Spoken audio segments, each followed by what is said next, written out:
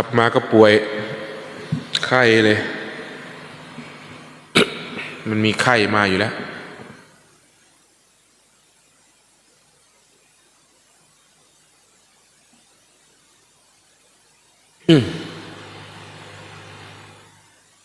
ไม่มีอะไรที่เราจะควบคุมได้ความป่วยนี่เป็นเรื่องธรรมดาความเจ็บความป่วยเป็นเรื่องธรรมดาเป็นเรื่องธรรมชาติตัวครูบาเองหากไม่ได้พักผ่อนสมเหตุสมผลกับมันก็ป่วยเหมือนกัน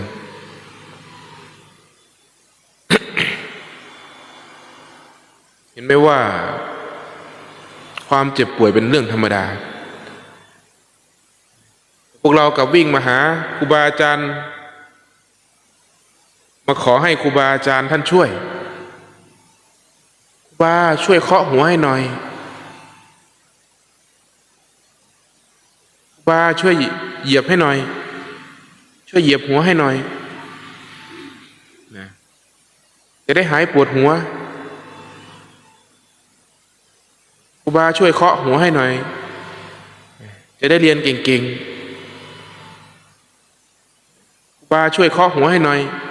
จะได้หายเจ็บหายไข้ขนาดไอ้คนเคาะยังถือไม้เท้าอยู่ จริงไหมขนาดตัวครูบาเองเนี่ยได้ถือไม้เท้า เนี่ยนี่เราแสดงถึงความป่วยของเราความก็เรียกว่าความไม่เป็นปกติแห่งความเป็นปกติแต่มันคือความเป็นปกติของธรรมชาตินี่แหละใครแล้วมันจะเคาะให้กันได้ครูบาพูดเสมอว่าถ้านั่งเคาะหัวแล้วมันดีขึ้นถ้ามันดีขึ้นจริงเพราะการเคาะหัวเราจะนั่งเคาะให้ทั้งวันทั้งคืนเลยถ้ามันดีขึ้นนะจริงแล้วมันไม่ได้ดีเพราะการเคาะหัว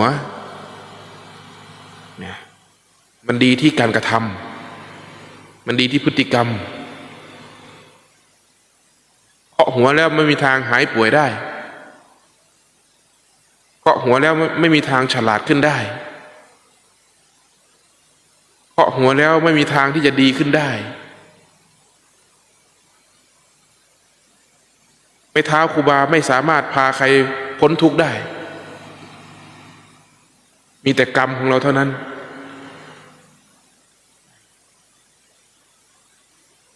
มีแต่การกระทำของเราเท่านั้นที่จะนำพาเรา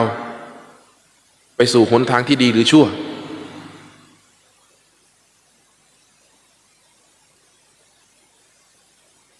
แต่ก็เข้าใจอยู่ว่าหลายคนนั้นต้องการกำลังใจนะการเคาะหัวนี่เป็นกำลังใจอันนี้เข้าใจแล้วก็หวังว่าผู้ที่มาให้เราเคาะก็จะเข้าใจว่าตนนั้นกำลังหากำลังใจไม่ได้หาของวิเศษอย่างอื่น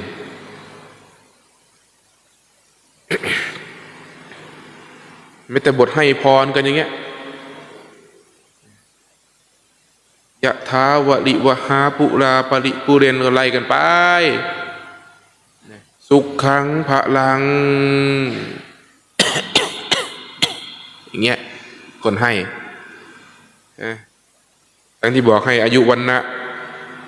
ทั้งอายุยืนทั้งวันนะผิวพรรณดีนะมีกำลังมีพละกำลังไม่เจ็บไม่ป่วยตัวผู้ให้เองก็ไข้เข้าใจไหมนั่นคือความจริงนั่นแหละคือความเป็นจริงความจริงที่ครูบาต้องการสื่อคือว่าไม่มีใครที่จะมอบอำนาจดีหรือชั่วให้คนอื่นได้ไม่มีใครที่จะมอบวรรณะผิวพรรณความดีงามทุกสรรพสิ่งให้คนอื่นได้ทำให้กันไม่ได้มีแต่ให้กำลังใจกันและคอยแนะนำกัน แม้แต่พระเนี่ยบอกศีลเนี่ยนะปานาติปาตาเวรมณีสิกขาปดังสมาดิยามิไม่ใช่ว่าเราจะมีศีลแต่พระเป็นผู้บอกข้อปฏิบัตินะพวกเราพระพุทธเจ้าสอนว่านะอย่าได้ไปเบียดเบียนสรรพสัตว์อื่นอย่าได้ทำลายชีวิตสรรพสัตว์อื่นเพราะการเบียดเบียนสิ่งอื่นนั้นเป็นทุกข์เห็นไหมพวกเรานะอย่าได้พากันพูดจาด้วยคำหยาบเพ้อเจ้อดูหมิ่นนะอย่าพูดจาด้วยคำหลอกลวงโกหกอย่าพูดจายกตนข่มท่านอย่าพูดจาด้วยความปรารถนาที่ร้ายต่อกันนะเพราะสิ่งเหล่านี้ล้วนเป็นทุกข์ก็พูดได้ง่ายในภาษาบ้านๆเนี่ยพากันเว้นขาดจากของมึนเมาสิ่งที่จะพาเรานั้นเสียสติเพราะการเสียสตินั้นนำไปซึ่งเหตุแห่งความเป็นทุกข์เนี่ยพระบอกสิ่งเหล่านี้พระกำลังบอกสิ่งเหล่านี้ไม่ใช่มันให้กันด้วยเป็นอำนาจแห่งความบริสุทธิ์ที่มอบให้กันได้ไม่มีทางแต่พวกเราที่ไปวัดแล้วไปอาราธนาศีลน่ะเขาเรียกว่ามีความตั้งใจเนี่ยในเมื่อรู้ตัวว่าเรานี้ไม่สามารถเอาชนะใจตนเองได้เราจึงถือเอาวันหนึ่งคืนหนึ่งเพื่อที่จะฝึกตนบ้างเขาเรียกว่าศีลอุโบสถตลอด1 วัน 1 คืนเราจะเป็นผู้มีสติพึงรักษาสร้างนิสัยหรือเรียกว่าสร้างบารมีสร้างนิสัยให้เป็นผู้มีคุณงามความดีมีศีลเป็นสมบัติของใจจึงไปขอหรือพูดง่ายภาวนาคือความตั้งใจมั่นว่าตลอด1 วัน 1 คืนในวันนี้ในอุโบสถนี้เราจะเว้นขาดจากความชั่วนะเราจะไม่ทำเหตุอย่างนี้นะก็ว่ากันไปตามข้อของศีลเห็นไหมนี่แหละคือความฉลาดของการไปขอศีลขออย่างนี้สำหรับผู้ใหม่แต่ความเป็นจริงแล้วศีลมันไม่ต้องขอแล้วไม่ต้องลากันทีนี้เราก็กลัวว่าเราไปขอมาแล้วเราจะทำศีลด่างพร้อยจึงมีการลาศีลจริงๆอ่ะมันด่างพร้อยตั้งแต่มันลาหนุ่มเข้าใจไหมเหมือนเราเอาข้อปฏิบัติที่มาให้ตัวเองนี้ได้รับความเดือดร้อนจากการกระทำเหล่านั้นมาคุมไว้เป็นผู้ปฏิบัติอยู่บนการกระทำเรียกว่าเป็นผู้เว้นขาดจากการกระทำเหล่านั้นผลนั้นเกิดจากการกระทำเหล่านั้นก็ไม่มีแต่ทีนี้ลาศีล เพิ่นกลัวว่าศีลจะด่างจะบาปมันด่างนะแต่มันลาออกเหมือนถอดชุดเกราะออกเหมือนตัวเองนี่ถอดชุดกันเปื้อนถอดชุดเกราะออกจากตัวเองนี่ก็กลับไปสู่ร่องเดิมคือทำอะไรก็ได้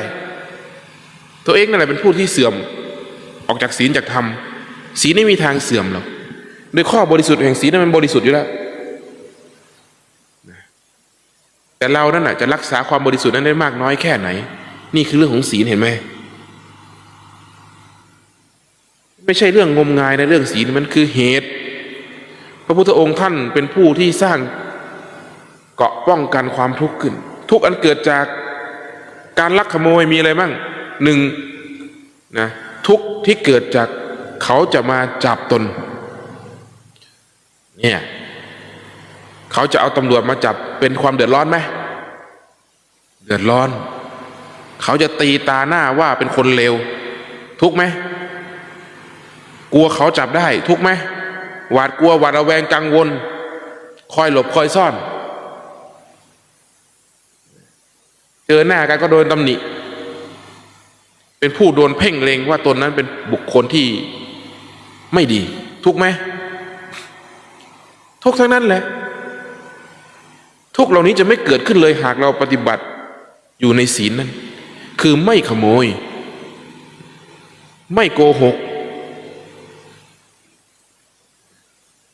ไม่ทำผิดซึ่งข้อปฏิบัติเหล่านั้นทุกเหล่านี้ไม่มีเลยครูบาจึงสรุปเรื่องของศีลว่า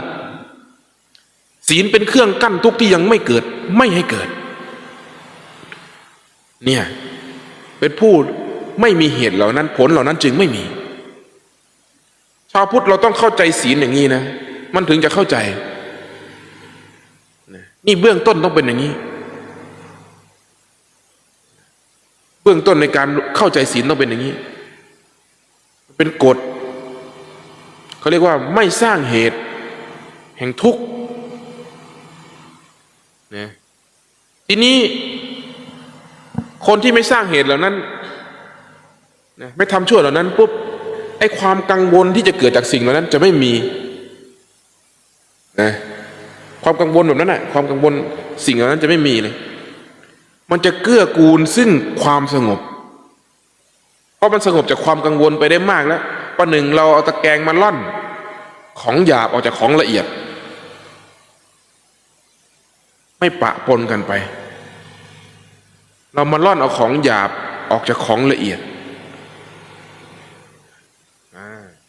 ศีลนั่นแหละในเมื่อความกังวลมีน้อยลงการทำสมาธิจะง่ายขึ้นเวลานั่งทำสมาธิเข้าถึงความสงบความคิดฟุ้งซ่านต่างๆจะน้อยลงศีลจะเป็นตัวเกื้อกูลให้เกิดความสงบสำคัญนะความดีการจาคะการสละออกเกื้อกูลให้บุคคลนั้นมีศีลศีลเกื้อกูลให้เกิดความสงบหรือเรียกว่าสมาธิสมาธิเกื้อกูลให้เกิดการรู้แจ้ง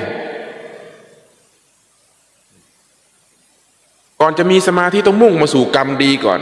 เมื่อเข้าถึงกรรมดีพัฒนากรรมดีจนเข้าถึงความรู้แจ้งมันเป็นสเต็ปอย่างนี้คนที่ยังทำสมาธิไม่ได้ยังไม่สงบให้ไปตรวจสอบดูศีลตนเองว่าตนนั้นเป็นผู้มีศีลไหมเป็นผู้ที่เฝ้าระมัดระวังใจมีความละอายนะเป็นอยู่ด้วยศีลไหม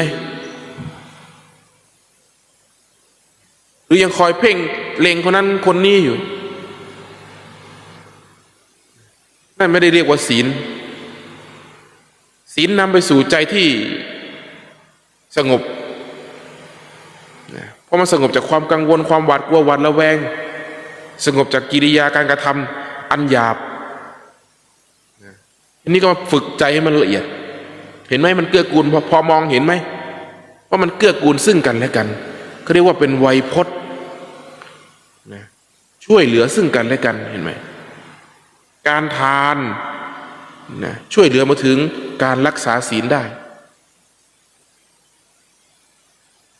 การเป็นอยู่ด้วยศีลเกื้อกูลมาถึงจิตที่สงบเรียกว่าสามารถทำสมาธิได้ง่ายเมื่อสมาธิมีกำลังมากจะเกิดการเรียนรู้ที่มากไปตามกำลังแห่งสมาธินั้น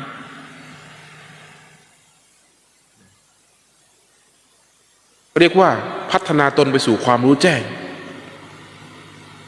นี่องค์รวมภาพรวมเป็นอย่างนี้ส่วนรายละเอียดเล็กๆน้อยๆนั้นเป็นเรื่องของแต่ละบุคคลในภาพรวมนั้นแต่มันต้องเป็นภาพรวมอย่างนี้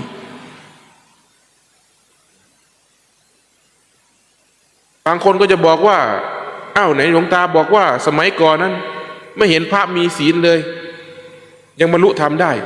อย่าลืมว่าท่านเหล่านั้นเป็นผู้มีสมาธิเป็นนักบวชอยู่แล้วเขาสละบ้านเรือนออกมาเขาเป็นนักบวชเป็นผู้ทรงศีลอยู่แล้วศีลเหล่านี้มีก่อนพระพุทธเจ้ามีอีก เพียงแค่ไม่ได้ตั้งขึ้นมาเป็นข้อเท่านั้นเองเขาเป็นผู้ไม่เบียดเบียนสัตว์อยู่แล้วเป็นผู้ไม่เบียดเบียนสัตว์นะจนถึงการฉันแต่ผักฉันแต่เขาเรียกกันเลยฉันแต่พวกมังสวิรัติอะไรเงี้ยก็มีบางที่นะเห็นไหมนั่นก็เพราะเขามีศีลเขาถือการไม่เบียดเบียนแล้วเขาเป็นผู้ชำนาญในสมาธิอยู่แล้วบุคคลที่มีสมาธินะแล้วออกบวชเป็นพราหมณ์เหล่านั้นเป็นบุคคลที่มีศีลอยู่แล้วพระพุทธเจ้าถึงไม่พูดถึงเรื่องศีลแล้วก็ไม่พูดถึงเรื่องสมาธิด้วยจะไปพูดถึงเรื่องสมาธิกับปัญจวัคคีย์อย่างนี้เหรอทั้งที่เป็นผู้สอนพระพุทธเจ้าเองเรื่องสมาธิเห็นไหมท่านจึงพูดสิ่งที่เหนือกว่านั้นขึ้นไปคือเรื่องการเห็นความจริงตามความเป็นจริงไม่ได้เห็นเป็นความคิดความเข้าใจของตนเองมันมีของมันอยู่แล้วศีลน่ะนะอย่าไปเข้าใจหมายเอาหลายคนนะหมายเอาว่าไม่มีศีลก็บรรลุธรรมได้นะพระอริยะขั้นต้นตั้งแต่พระโสดาบันขึ้นไปเป็นผู้มีศีลโดยบริบูรณ์เป็นผู้เห็นภัยหมดแล้วนั่นคือคุณสมบัติของท่านท่านเป็นผู้มีศีลอยู่แล้วต่อให้ไม่รู้จักข้อของศีลท่านก็เป็นผู้มีศีลพระอริยเจ้าเนี่ยจะให้กลับไปกินเหล้าเมายาเหมือนเดิมเป็นไปไม่ได้หรอกก่อนที่ท่านจะเป็นพระโสดาบันท่านอาจจะกินเหล้ามาอย่างที่เราเคยได้ยินในตำราไหมว่าแม้แต่กินเหล้าอยู่ก็บรรลุธรรมนะสามารถบรรลุธรรมได้พอท่านบรรลุธรรมปั๊บท่านก็เลิกทั้งหมดเหมือนองคุลีมานเนี่ยกำลังจะฆ่าคนอยู่เห็นไหมวิ่งไล่ฆ่าคนอยู่เลยนะพอท่านเข้าถึงสัจธรรมเรียกว่าเข้าถึงธรรมะนะดาบยังเปื้อนเลือดอยู่เลยท่านก็ละความชั่วนั้นทิ้งไปหมดเห็นไหมประหนึ่งแสงสว่างกับความมืดที่เป็นอริกันเมื่อความสว่างนี่ส่องไปถึงไหนความมืดก็หายไปตรงนั้นเนี่ยมันเป็นโดยธรรมชาติไม่ใช่ว่าท่านเหล่านั้นไม่มีนะเป็นไปไม่ได้ตั้งแต่พระโสดาบันนะท่านก็ถือว่าเป็นผู้มีศีลบริบูรณ์แล้วก่อนที่ท่านจะเป็นพระโสดาบันท่านอาจจะเมาเหล้าอยู่ก็ได้นะดังที่เราเคยได้ยินได้ฟังว่านะกินเหล้าอยู่ยังบรรลุธรรมได้ไม่ใช่ท่านบรรลุธรรมแล้วท่านยังกินเหล้านะไม่มีทางเรียกว่าเว้นขาดเลยไม่ใช่ว่าท่านอย่างองคุลีมานเนี่ยฆ่าคนอยู่เนี่ยกำลังจะฆ่าพระพุทธเจ้าเนี่ยพอท่านเข้าถึงธรรมปั๊บท่านก็เลิกเลยเว้นขาดเลยทิ้งดาบเลยหยุดการกระทำความชั่วทั้งปวงไม่ว่าจะเป็นภายนอกและภายใน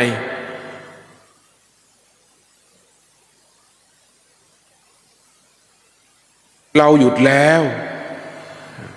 แต่เธอนั้นยังไม่หยุด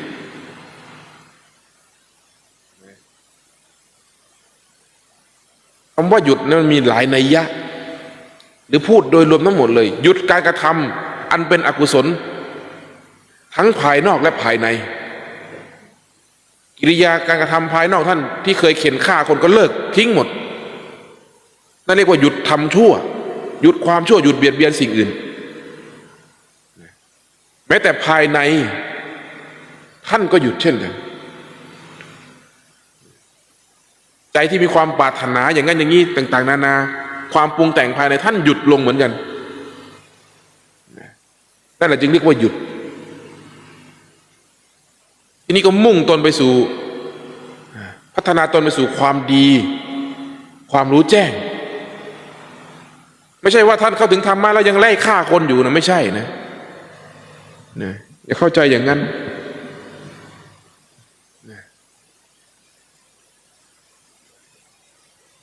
จำไว้เลยว่าพระโสดาบันเป็นผู้มีศีลบริบูรณ์ไม่งั้นเว้นขาดจากความชั่วไม่ได้ นะไม่งั้นไม่สามารถที่จะปิดอบายได้ปิดความเสื่อมนะปิดเหตุปัจจัยที่ได้นำตนไปสู่ความเสื่อมเป็นผู้เห็นภัยเป็นผู้เห็นภัยเป็นผู้มีสติรู้ว่าสิ่งนี้นำตนไปสู่ความเสื่อมพระโสดาบันจะเลิกเว้นขาดเลยคำว่าเว้นขาดนี่คือไม่มีเยื่อใยไม่มีเดี๋ยวก่อนนิดหน่อยนึงนิดนึงไม่มีข้อแม้ด้วยนิดนึงไม่มีเหตุผลด้วยคำว่าผู้เห็นภัย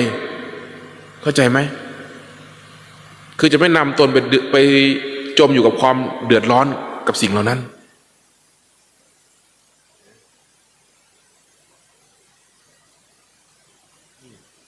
เพราะท่านรู้ว่าเหตุเหล่านั้นเป็นสิ่งที่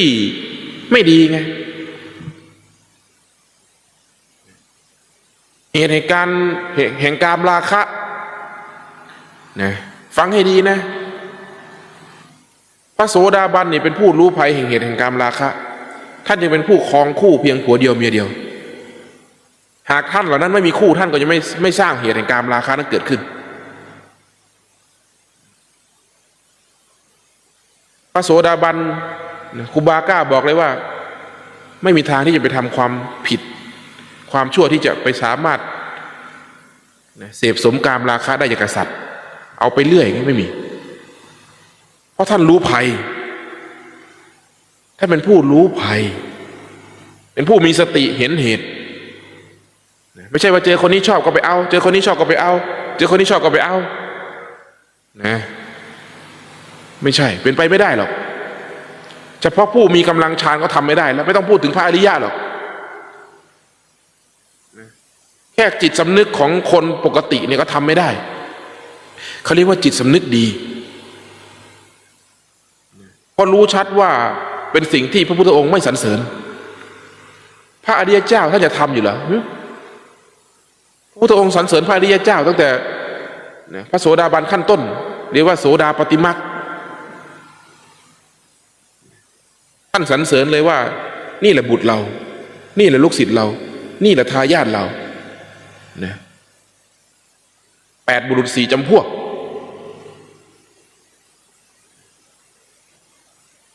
โสดาปฏิมรรคโสดาปฏิผลนี่2สกิดาคามรรคสกิดาคาผลนี่2เป็น4อนาคามรรคอนาคาผลนี่เป็น6อรหัตมรรคอรหัตผลนี่เป็น8เห็นไหม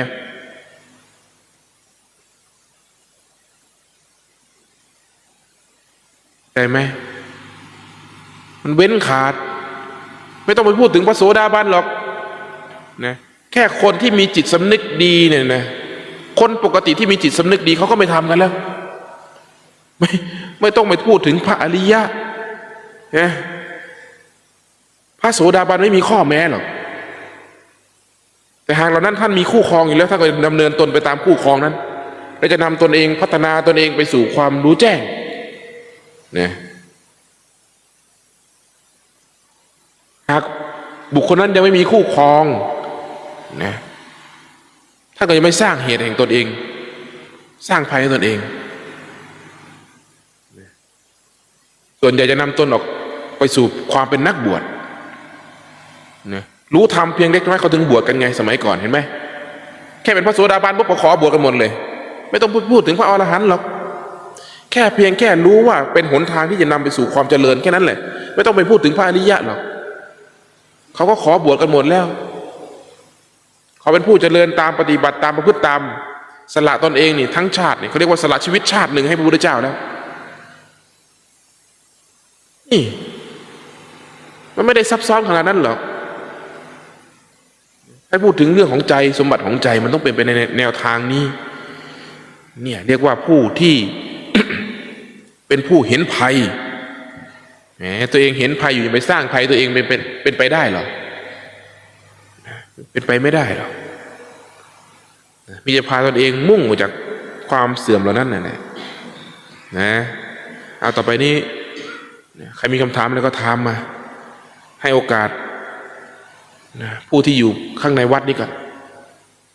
นะถ้าข้างในวัดนี้มีคำถามก็ถามมา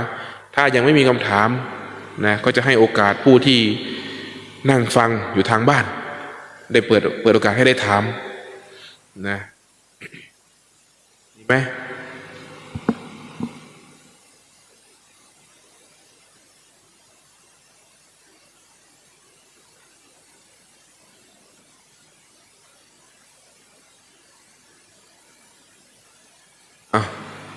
ทางบ้านมีไหม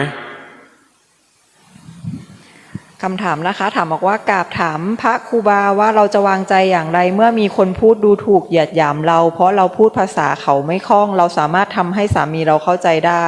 แต่คนอื่นชอบดูถูกเราจะมีวิธีการปฏิบัติอย่างไรคะ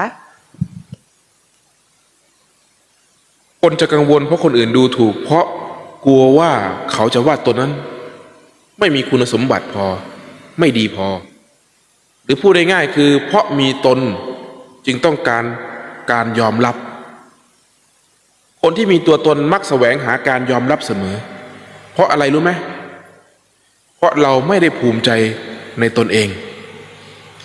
เราเข้าไม่ถึงคำว่าตนเป็นที่พึ่งแห่งตนพูดถึงใจภายในที่มันเต็มไปด้วยสมบัติใจที่มีสมบัติใจนั้นจะไม่ห่อเหี่ยวนะเป็นผู้มีสมบัติมากคนอื่นจะพูดยังไงเขาก็รู้ชัดในภายในว่าเขาไม่ได้ด้อยค่าอย่างที่คนอื่นพูดเราไม่ได้ดีหรือชั่วไม่ได้ถูกหรือผิดด้วยปากคนอื่นนะยกตัวอย่างเช่นคนมีเงินอะไรเงี้ยนั่งใส่เสื้อผ้าเก่าๆแต่งตัวเป็นขอทานแล้วมีคนมาดูถูกเขาจะทุกข์ไหมโอ้ยนี่จนเขาจะทุกข์ไหมเป็นไปไม่ได้เลยนะมีแต่เขาจะขำเลยซ้ำไปนะเพราะว่าอะไรเพราะไอ้คนที่พูดนั้นไม่รู้จงจำไว้ว่าตนเป็นที่พึ่งแห่งตนตัวเองต้องภูมิใจในตนเองให้ได้ส่วนเรื่องภายนอกนั้นใครจะว่ายังไงก็เรื่องของเขาแต่อย่าลืมนะว่าเขาเรียกว่าผลอันเกิดจากการภายนอกที่มองเข้ามาหาเรานะเป็นผลอันเกิดจากการกระทำของเราด้วยเกิดจากความไม่เข้าใจของเขาด้วยไม่ใช่ว่าเกิดจากเขาอย่างเดียวบางทีมันเกิดจากเราด้วยมันมีกรณีหนึ่งว่าตนนี้เข้าใจว่าตนดีนะเรานี่เป็นคนดีนะแต่เพื่อนรอบข้างนี่ไม่ครบสักคนเลยไปเข้ากลุ่มไหนกลุ่มนั้นแตกหมดไปเข้ากับกลุ่มนี้กลุ่มนี้ก็แตกไปเข้ากับกลุ่มนี้กลุ่มนี้ก็แตกแล้วก็ไปกล่าวว่าตนเองนี่ดีเสมอ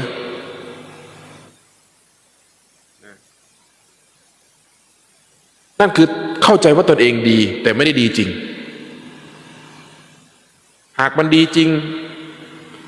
มันคงไม่แตกอ่ะกลุ่มนั้นคงไม่แตกเพื่อนคงไม่รังเกียจเห็นไหมดูดีๆนะเพราะว่าสิ่งที่เขามองเห็นเราเนี่ยมันเกิดจากการกระทำของเราด้วยนะสิ่งที่เขามองเห็นเรามันเกิดจากการกระทำของเราด้วยไม่ใช่ว่าแต่เขาเข้าใจเราผิดนะบางทีการกระทำของเราอาจจะส่งผลให้เขาเข้าใจอย่างนั้นมันมีสองนัยยะสองทางที่จะมองเพราะฉะนั้นเราต้องสำรวจตนเองก่อนนะแรกนะว่าตนนี้ดีพอหรือยังดังที่เราตนนี่อยากให้คนอื่นยอมรับไปเป็นคนดีในวงเล่านี่คนในวงเล่าเขาก็รังเกียจนะอุ้ยไม่กินเหล้าแล้วก็ไปกล่าวสอนคนกินเหล้าแล้วมีแต่เขาจะถีบออกจากวงเล่านะฮะเข้าใจไหมหนึ่งไม่คบคนพาลเห็นไหมหนึ่งในมงคลสองเลือกคบบัณฑิตท่านไม่ให้ไปเอาชนะทุกอย่างนะถ้าไปเจอคนพาลก็ให้พาตัวเองหนีออกมาไม่ใช่จะไปสอนไปเอาชนะเขาให้เขาเป็นคนดีไม่ใช่ไอ้เรานี่ไปเจอคนพาลก็อยากให้เขาดีเอาไปเอามาตัวเองก็กลายเป็นคนพาลไปด้วยเพราะไปพาลเบียดเบียนเขาเหมือนกันหนึ่งไม่คบคนพาลสองเลือกคบบัณฑิตเห็นไหมดูสองสิ่งนี้สินะไม่ใช่เราจะไปคบได้ทุกคนหรอกนะแล้วก็คนพาลกับบัณฑิตที่แท้จริงอยู่ในใจเรา ลองพิจารณาดูนะแล้วก็ปรับแก้ไปมันจะดีขึ้น คำถามจากคุณลินนานะคะ ขอสอบถามค่ะ เราจะกำหนดลมและนั่งสมาธิอย่างไรคะเริ่มต้นปฏิบัติค่ะ เพราะจิตฟุ้งไปเรื่องหนี้สินปัญหาชีวิตเหลือเกินเจ้าค่ะ ภัยนะอาจจะทำลายนักปฏิบัติได้ มีหลายประการมากเลยนะหนึ่งหนี้สินนี่ทำให้คนเสื่อมออกจากการปฏิบัติธรรมสองความหิวโหยนี่ทำให้คนห่างออกจากศีลออกจากธรรมนะแค่สองอย่างเนี้ยคิดว่าคนเป็นหนี้สินคนหิวโหยนี่จะปฏิบัติธรรมได้ไหมยากนะเพราะมันมีความกังวลบีบคั้นอยู่ยากมากนะมันมีหลายเหตุหลายปัจจัยเลยนะที่จะทำให้คนนี้เสื่อมออกจากการปฏิบัติธรรมนะเพราะฉะนั้นแก้เหตุตัวเองให้ดีก่อนนะจะพูดถึงการปฏิบัติธรรมนะเริ่มจากนะกลับมามองตนเองที่ปัจจุบันก่อน รู้จักตนเองว่าตอนนี้เราเป็นอะไรยอมรับตนเองให้ได้ตนเองผิดพลาดยอมรับความผิดพลาดของตนเองให้ได้ตนเองไม่มีเงินจนยอมรับตนเองให้ได้ตนเองล้มละลายก็ยอมรับตนเองให้ได้ไม่ใช่โอ้โหนะตนเองนี่รู้แจ้งว่าตนเองจะล้มละลายอยู่แล้วแต่ยังทำตัวประหนึ่งพญาราชสีห์ยังใช้จ่ายฟุ่มเฟือยยังทำตัวเหมือนเดิมอยู่ไม่ต่างจากเดิมไม่ยอมรับถ้าเมื่อไม่ยอมรับคนนี้จะฝืนตลอดเวลาอันดับแรกยอมรับตนเองให้ได้ว่าเรานี่ผิดพลาดตรงไหนแล้วก็มีสติใช้สตินะใช้สติแก้ไขปัญหาเหล่านั้นก่อนนะเข้าใจไหมข้อจะนำไปสู่การภาวนานะระหว่างนี้ก็ใช้สติฝึกสติบ้างนะหายใจเข้ารู้หายใจออกรู้ทำเช้าเย็นทุกวันเช้าเย็นทุกวันการฝึกสติเช้าและเย็นทุกวันอย่าให้ขาดอย่างน้อยๆครึ่งชั่วโมงต่อครั้งอย่าให้ขาดอย่าให้ต่ำกว่านี้จะช่วยแก้ปัญหาชีวิตเราได้จริงแก้ได้จริงๆและแก้ได้ดีมากด้วยนะคำถามจากคุณสรายุทธนะคะกราบนมัสการครูบาผมปฏิบัติอานาปานสติแต่ยังคิดถึงเรื่องปัจจุบันและกามราคะอยู่ควรแก้ไขอย่างไรครับธรรมดามันคิดมันอยู่ในขั้นกระบวนการศึกษานะแต่อย่าไปหลงความคิดฝืนหน่อยฝืนอันดับแรกฝืนฟังไว้ดีเขาเรียกว่าอดทนฝืนนะของที่มันยังไม่เป็นธรรมชาติมันต้องฝืนยังไม่เป็นนิสัยต้องฝืนรู้จักฝืนหน่อยความอดทนเป็นเครื่องเผากิเลสอย่างยิ่งการฝืนนั้นมันประกอบไปด้วยความอดทนความอดทนมันประกอบไปด้วยความเพียรความเพียรประกอบไปด้วยความตั้งมั่นความตั้งมั่นมันประกอบไปด้วยความมีสติ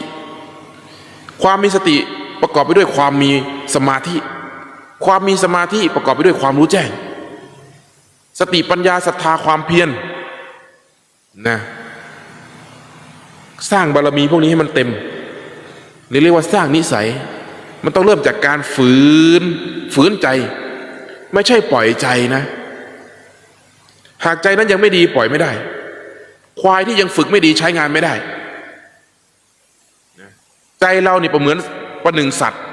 ที่ยังไม่ถูกฝึกใจของเราเนี่ยเราจะมาฝึกอบรมใจเนี่ยคือสัตว์ตัวนี้จิตเราจะมาฝึกอบรมจิตเพราะจิตมันไม่ดีจิตมันเป็นอวิชชามันยังไม่รู้มันยังโง่อยู่มันยังไหลไปสู่ความชั่วไหลไปสู่ที่ต่ำอยู่เขาเรียกว่าจิตนี่ยังโน้มไหลไปสู่ความต่ำมันต้องฝืนนี่ทวนกระแสเรียกว่าทวนกระแสทวนอารมณ์นั่นแหละทวนสิ่งที่ไม่ดีทั้งหลายสิ่งไหนที่ไม่ดีสิ่งไหนที่เป็นภัยทวนออกมาฝืนการจะทวนต้องอาศัยความอดทนเป็นเครื่องเผาความอดทนจึงเป็นเครื่องเผากิเลสอย่างยิ่งนะอดทนมากเท่าไหร่ก็มีความเพียรมากเท่านั้นมีความเพียรมากเท่าไหร่เขาเรียกว่าก็มีความอดทนมากเท่านั้นมันเป็นสิ่งเดียวกันนะการฝืนใจคือการฝึกใจ ไม่ใช่การปล่อยใจคือการฝึกใจนะปล่อยไปตามธรรมชาติของกิเลสเลยมันก็เลยโง่อยู่อย่างนั้นมันต้องฝึกต้องฝืนหมดทุกอย่างเลยนักบวชนี่ฝืนหมดเลยนะแม้แต่พาตนเองออกไปอยู่วัดนี่ความง่วงเหงาหาวนอนสิ่งนี้ฝืนหมดนะมันต้องฝืนจะเป็นนิสัยมันถึงจะไม่ฝืนพอมันเป็นนิสัยแล้วมันจะเป็นความเป็นปกติธรรมชาติทีนี้แหละก็เรียกว่าไร้ซึ่งเจตนาเพราะอะไรเพราะเป็นธรรมชาติไม่มีเจตนาที่ไปฝืนมันอีกแล้วมันเป็นเองนี่เพราะอะไรนั่นแหละเรียกว่าบารมีเต็มหรือเรียกว่านิสัยเป็นโดยธรรมชาติแห่งจิตเนี่ยความอดทนนี่จึงเป็นสิ่งที่สำคัญนะกับนักปฏิบัติธรรมนะถ้าไม่มีความอดทนนี่ไม่มีทางเอาชนะกิเลสได้หรอก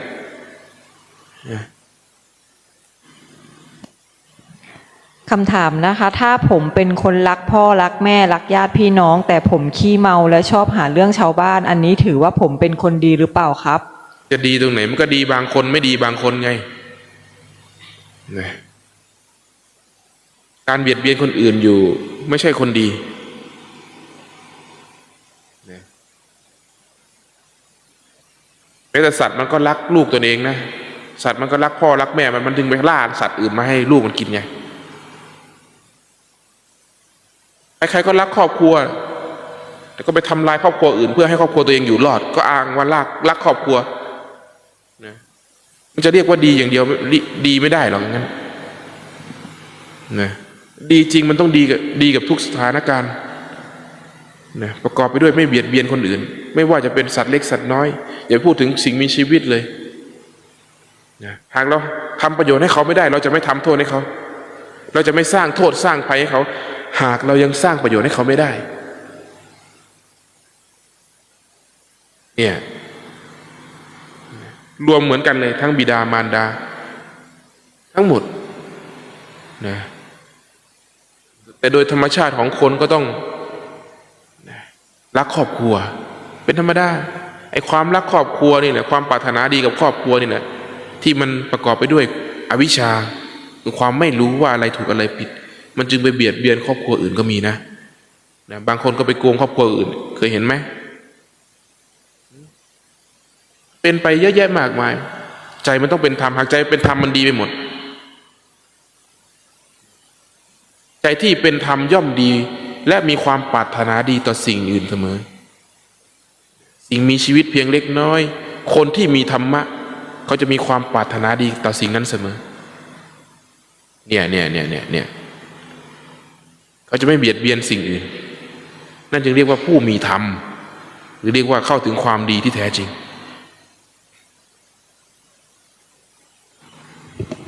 ขอการครับ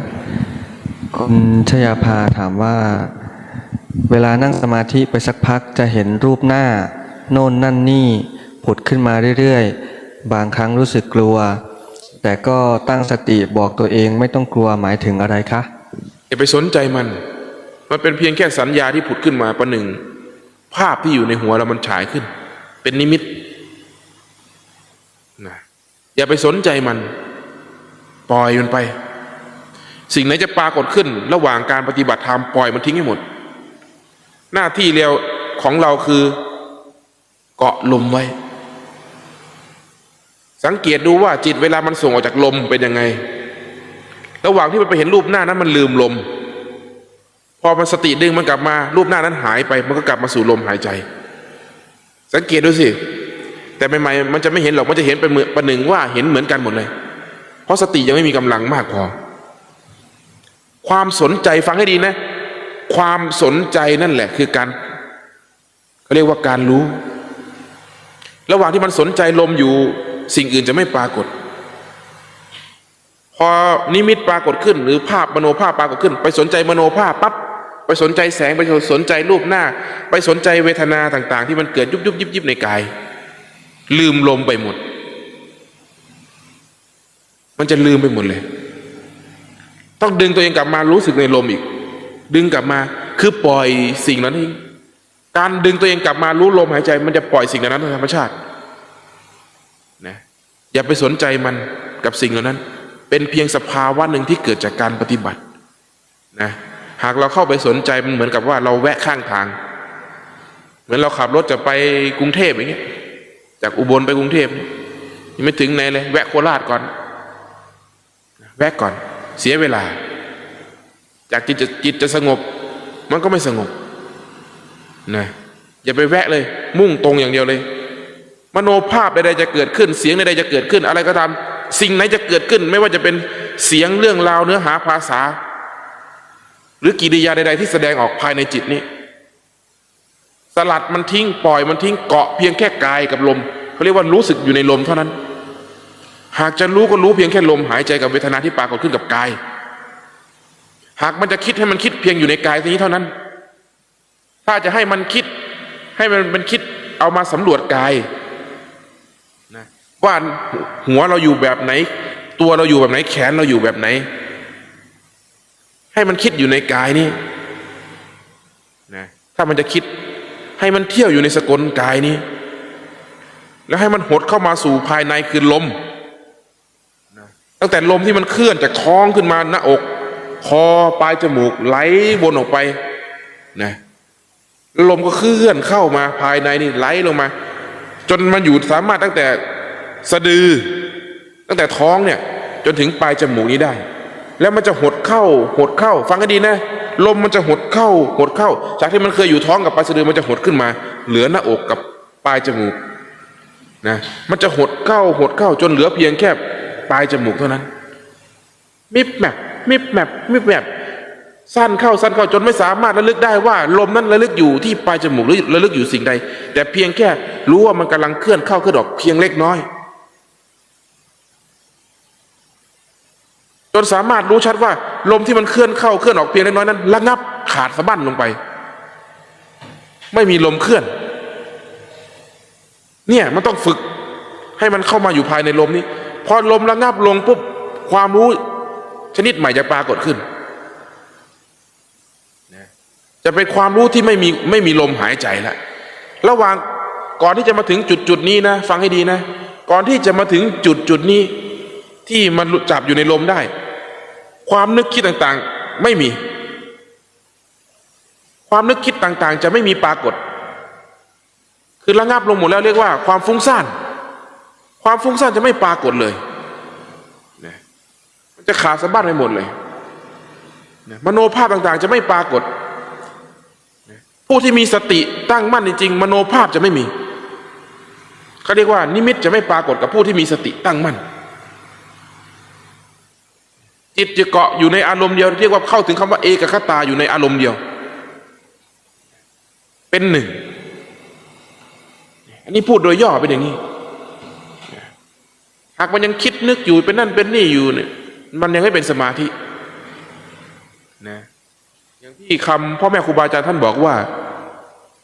ยิ่งคิดยิ่งไม่รู้เห็นไหมจะรู้ก็ต่อเมื่อหยุดคิดเมื่อความคิดหยุดลงจะรู้นั่นแหละ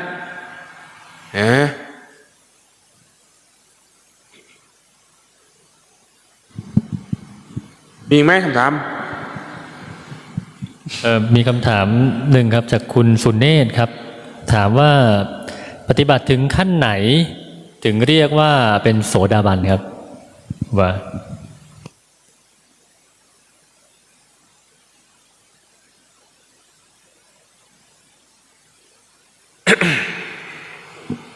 เอาเฝ้าไป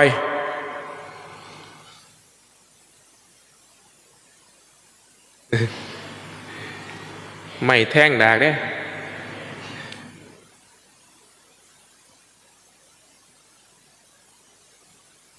เรียกว่าการตรวจสอบหรือจะหวังผลได้ยังไงเนี่ยครูบามองว่า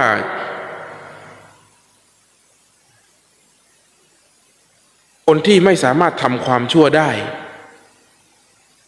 เป็นผู้ขาดจากความชั่วหรือกรรมชั่วต่างๆนี่คือหนึ่งในคุณสมบัติของผู้ที่จะเป็นพระอริยะไม่สามารถกลับไปทำความชั่วได้เป็นผู้เว้นขาดจากกรรมชั่วหนึ่งนะเป็นผู้เห็น เขาเรียกว่าเห็นความคิดเป็นความคิด ไม่ได้เห็นความคิดว่าเป็นบุคคลนั้นเป็นบุคคลนี้ไม่ได้เอาความคิดที่เกิดขึ้นภายในนี้ไปยัดเยียดใส่คนนั้นคนนี้อย่างเช่นว่าเห็นคนนี้เดินมาก็คิดนะคิดว่าเขาเป็นอย่างนั้นเป็นอย่างนี้เห็นการกระทำของคนนี้เพียงชั่วครู่แล้วก็ตัดสินเขาว่าเขาไม่ดีอย่างนั้นไม่ดีอย่างนี้นี่เขาเรียกว่าเอาความคิดความเห็นตนเองเนี่ยไปยัดเยียดใส่บุคคลอื่นพระโสดาบันจะไม่มีสิ่งเหล่านี้ ท่านจะรู้ทันสิ่งเหล่านี้ท่านจะเห็นความคิดเป็นความคิดไม่ได้เห็นเป็นสัตว์บุคคลไม่ได้เห็นเป็นตัวตนใดๆทั้งนั้นเห็นสภาวะแห่งความคิดเป็นความคิดเขาเรียกว่าเห็นสังขารไม่ใช่ตัวตนหากเห็นความคิดได้ขนาดนั้นก็ไม่ต้องพูดถึงเรื่องกายนะเรื่องกายนี่นะเป็นของหยาบเกินไปสำหรับผู้ที่เห็นเรื่องของความคิดได้นะเนี่ยนะในเมื่อเห็นว่าความคิดไม่ใช่เราแล้วผลนั้นเกิดจากความคิดจะไม่เบียดเบียนเราจึงไม่ทุกข์กับความคิดจะเป็นผู้รู้เท่าทันความคิดนี่คือคุณสมบัติของพระโสดาบันเป็นผู้เชื่อมั่นในคุณงามความดีเป็นผู้เชื่อมั่นในกรรมเป็นผู้เห็นกรรมนั่นแหละเรียกว่าเป็นผู้เห็นเหตุเป็นผู้เป็นอยู่ด้วยกรรมเป็นผู้มีสติรักษากรรมระมัดระวังกรรมนี่เรียกว่าผู้เชื่อมั่นในพระพุทธเจ้าเข้าใจไหมนะหนึ่งมีความเชื่อมั่นในพระพุทธเจ้าจึงเป็นผู้ระมัดระวังกรรมจึงเป็นผู้ปฏิบัติตามคือทำในคุณงามความดีละขาดจากความชั่วคือการกระทำทั้งหมดที่เกิดขึ้นเพราะเชื่อมั่นในพระพุทธเจ้าในคำสอนไม่สงสัยเลยคนเหล่านี้จะไม่สงสัยว่านิพพานมีหรือไม่มี เพราะความสงสัยคือความคิดท่านจะเห็นแต่ว่าท่านจะเป็นผู้สร้างเหตุให้มันมุ่งไปสู่ความดีจะมีหรือไม่มีก็ตามนิพพานนั้นท่านจะไม่สงสัยคือไม่สนใจเลยท่านจะเห็นแต่ว่าท่านจะสร้างเหตุให้มันดีเท่านั้นหากนิพพานนั้นมีอยู่มันย่อมไปถึงอย่างแน่นอนชาติหน้าจะมีหรือไม่มีก็ตามไม่ใช่ว่าท่านต้องไปรู้หรอกนะว่าชาติหน้ามีพระโสดาบันไม่รู้แล้วก็ไม่ได้รู้ด้วยว่าชาติหน้าชาติอดีตชาติมีหรือไม่มีคือออกจากความเชื่อเหล่านั้นเลยออกจากความสนใจเหล่านั้นมีไม่มีก็ตามนะไม่ได้สนใจไม่ได้ให้ค่าถ้าหากมันมีมันก็เป็นไปตามเหตุของมันท่านจึงรู้ชัดว่าเป็นผู้มีปัญญารู้เหตุว่าท่านจะดำเนินเหตุนี้ตามพระพุทธองค์เนี่ยคุณสมบัติของพระโสดาบันไม่เกินนี้หรอกนะหนึ่งไม่ทำความชั่วเรียกว่ามีศีลบริบูรณ์สองเห็นความคิดไม่ใช่เราเป็นผู้เห็นขาดจากสังขารปรุงแต่งเรียกว่าเห็นสังขารไม่ใช่ตัวตนเราเขานะสามเป็นผู้เชื่อมั่นในพระพุทธเจ้านะจึงเป็นผู้ที่ระมัดระวังกรรมเป็นอย่างมากปฏิบัติในสิ่งเหล่านี้ตามพระพุทธองค์สอนไม่ละเมิดพูดง่ายๆไม่ละเมิดไม่มีความสงสัยด้วยไม่ละเมิดจะถูกจะผิดนะไม่มีท่านสงสัยท่านจะไม่ทำหากมีความสงสัยเกิดขึ้นท่านจะเว้นขาดเพราะท่านรู้ชัดว่าไอ้ความสงสัยนั้นจะกลับมาทิ่มแทงใจท่านประหนึ่งว่าพระเหมือนพระเนี่ยสงสัยว่าอันนี้ขบฉันได้ไหมพระเนี่ยอาหารชนิดนี้ฉันได้หรือเปล่ามีความสงสัยในใจว่าการฉันอาหารชนิดนี้ผิดหรือถูกพระรูปนั้นจะเว้นขาดจากการฉันนั้นซะก็อะไรเพราะความสงสัยนั้นจะกลับมาทิ่มแทงจะกลับมาทิ่มแทงเขาสิ่งที่เขาสงสัยเขาจะไม่ทำนี่แหละคุณสมบัตินะ เห็นความคิดทุกความคิดเป็นทุกข์แต่ไม่ปรุงแต่รู้เฉยๆถูกไหมครับถ้ามันรู้ความคิดโดยไม่ปรุงแต่งความคิดมันไม่ทุกข์หรอกแต่ที่มันทุกข์คือมันรำคาญความคิดมันลึกซึ้งกว่านั้นอีก ความคิดไม่ใช่ทุกข์ฟังให้ดีนะ ความคิดไม่ใช่ทุกข์แต่ที่มันต้องการคือมันปรารถนาอารมณ์ที่อันเกิดจากความคิดนั้นมันมีเบื้องลึกที่ผลักให้มันคิดหนึ่งความคิดที่ถูกกามราคะผลักดันการมองของบุคคลนั้นที่มีกามราคะผลักดันมองยังไงก็เป็นกามราคะแต่คิดไปแต่เรื่องเดียวความคิดที่ถูกอำนาจแห่งความโกรธผลักดันเพราะอำนาจของความโกรธหรืออารมณ์ผลักดันให้มันคิดเนี่ยมันก็คิดแต่เรื่องโกรธอารมณ์กามผลักดันมันคิดแต่เรื่องกามคิดดีไม่ได้เพราะมันมีอำนาจนะมันมีสิ่งที่ผลักดันให้มันคิดเรียกว่าความไม่รู้ไม่เท่าทันมันเรียกอวิชชาเพราะอะไรเพราะไม่มีสติความอยากไอ้ตัณหาเนี่ยตัวตัณหาเนี่ยผลักดันให้มันคิดอุปทานในความยึดในรสชาตินั้นจึงมีความปรารถนาที่จะได้อีกเคยเข้าใจว่าคนนี้เป็นศัตรูนะเหมือนเราเห็นคนนั้นมาเดินมาปุ๊บเนี่ยเขาเคยเป็นศัตรูเราจะเกิดความหวาดกลัวหวาดระแวงระมัดระวังทั้งที่เขาแค่เดินมาเราไม่เห็นเขาเดินมาเป็นเขาเดินนะเราเห็นเขาเป็นศัตรูเราเห็นมิตรเดินมาเราไม่เห็นเขาเดินมานะเราไม่ได้เห็นเขาเดินเฉยๆนะเราเห็นเขาเป็นมิตรเห็นไหมว่ามันมีความยึดอยู่นั้นเสมอหากคนนั้นเป็นศัตรูเรากิริยาการกระทำทั้งหมดจะเป็นภัยเราจะระมัดระวังเหมือนคนที่มีอคติกั้นนะยกตัวอย่างครูบาเมื่อก่อนมีอคติกั้นนะเรามีอคติกับเรามีความเชื่อมั่นในพระผู้ที่ท่านเป็นพระผู้เฒ่าพระผู้ที่มีพรรษามากครูบาอาจารย์ต่างๆเราเชื่อมั่นท่านเหล่านั้นเราจะมีอคติกั้นกับพระหนุ่มอย่างเช่นเห็นครูจันทวันยังไงเป็นพระหนุ่มอยู่เราไม่ฟังท่านหรอกเราไม่ได้ฟังเอาประโยชน์เราถูกม่านแห่งอคติความไม่รู้นี่กั้นไว้การฟังของเราไม่ได้ฟังเอาประโยชน์เป็นการฟังจับผิดหรือฟังเพื่อเอาชนะมันแค่นี้เองเมื่อเรามีม่านอะไรเขาเรียกว่ามีอคติกั้นเมื่อไหร่ปุ๊บการศึกษาของเราจะเป็นไปอีกทางหนึ่งจะเป็นการจับผิดเป็นไม่ได้เรียนรู้เพื่อเอาประโยชน์เรียนรู้เพื่อเอาชนะอยากจะเอาชนะท่านถกเถียงท่านจับผิดท่านไม่ได้ฟังเอาธรรมะไม่ได้ฟังเอาประโยชน์เลยสิ่งที่ได้ไปก็คือได้แต่ของไม่ดีไปเพราะอะไรเพราะม่านตัวนี้แหละม่านอคติตัวนี้กั้นเข้าใจไหมมีคำถามครับกราบถามครูบาค่ะปฏิบัติดูลมไปสักพักหนึ่งมีอาการแน่นจมูกไม่เห็นลมแต่เห็นเด่นอาการตึงไหวในร่างกายแบบนี้ปฏิบัติถูกต้องไหมคะถูกเมื่อความรู้เด่นอยู่จุดไหนรู้ชัดอยู่ในจุดไหนแสดงว่าเรามีสติกับจุดนั้นสติไม่ได้หมายความว่าจะอยู่เพียงแค่ลมอย่างเดียวเท่านั้น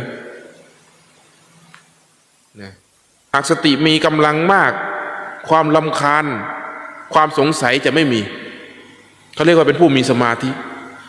สังเกตดูนะเมื่อสติเด่นขึ้นมาเมื่อสติไปจับความคิดปุ๊บจะเห็นความคิดเป็นความคิดแต่จะไม่รู้สึกว่าไอ้ความคิดนี่เป็นของไม่สงบไม่ไอ้ความรู้สึกว่าความคิดเป็นของไม่สงบนั่นเรียกว่าความฟุ้งซ่านความไม่รู้แจ้งความไม่เข้าใจจึงพยายามกลับมาสู่ลมหายใจเหมือนเดิมแต่ถ้าสติมันฝึกจนมันมีกำลังแต่มันไม่ได้เกิดขึ้นภายในวันเดียวนะมันต้องสะสมทีละเล็กทีละน้อยสะสมจนวันหนึ่งมันมีกำลังปุ๊บมันจะเกิดการเรียนรู้โดยที่ไม่ขุ่นเคืองเห็นความคิดปุ๊บมันจะไม่รำคาญความคิดเหมือนเมื่อก่อนเข้าใจไหมมันจะเห็นความคิดเป็นความคิดทั้งที่เห็นความคิดเหมือนเดิมแต่ความรู้สึกเปลี่ยนไปไม่มีความรู้สึกอยู่ในนั้นเป็นการเฝ้าสังเกตความคิดเฉยๆนั่นเรียกว่าเป็นอยู่ด้วยสติเห็นด้วยสติพอความรู้ตัวนี้เคลื่อนมาจากเวทนาก็จะเห็นเวทนาเป็นเวทนาจะไม่รู้สึกว่าไอ้เวทนานั้นเป็นของฟุ้งซ่านเป็นของดึงจิตออกจากสภาวะออกจากลมหายใจไม่มันจะเข้าสู่โหมดแห่งสติปัฏฐานสี่ นะมันจะเที่ยวสังเกตสิ่งอันนี้เห็นสิ่งนี้แล้วจะเห็นชัดเลยว่า จิตเมื่อตั้งกำหนดรู้อยู่ที่ใดจะมีจิตอยู่ที่นั่น เมื่อจิตเปลี่ยนสภาวะรู้ไปจากที่ใดจิตจะไม่อยู่ในที่นั่นมันจะเปลี่ยนไปตามสิ่งที่มันรู้เสมอจึงบอกว่าจิตจะเกิดขึ้นมาก็ต่อเมื่อมีสิ่งให้มันถูกรู้เมื่อมันเรียนรู้สิ่งเหล่านี้จนหมดสิ้นมันจะกลับมารู้ตัวมันเองมันจะกลับมารู้ตัวมันเองนะจึงมีความรู้ในตัวมันเองเด่นอยู่ภายในนะมันจะเห็นชัดว่าสิ่งเหล่านี้เป็นของเกิดของดับทั้งหมดเลยนะนี่พูดคร่าวๆเป็นแนวแถวในการตรวจสอบนะเอาแล้วเนาะวันนี้ก็สมมาพาควรสมควรเก็บเวลานะครูบาก็จะขอลงเวทีณบัดนี้พอ